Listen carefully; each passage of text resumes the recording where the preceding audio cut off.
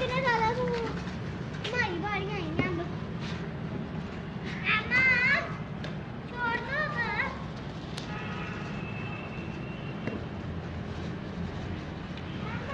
ਬਸ ये इसके बाद एक और चक्कर है बस ये आखिरी चक्कर है तुम्हारा बस बस स्टॉप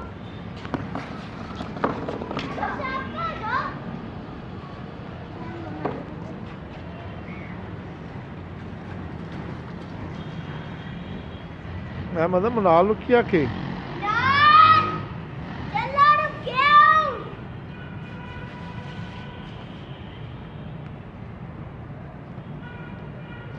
ਕਿਆ ਚਲੋ ਮਨਾਲ ਆ ਜਾਓ ਮਨਾਲ ਰੁਕਿਓ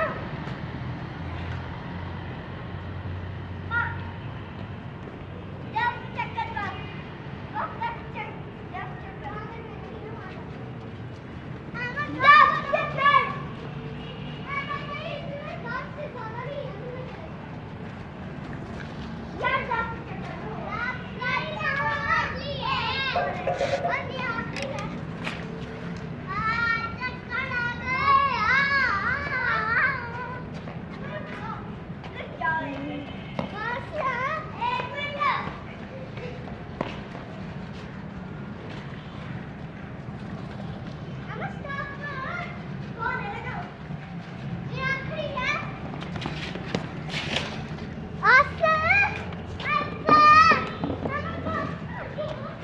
ਬਸ ਕਰ ਖਿਲਾਰ ਦੇ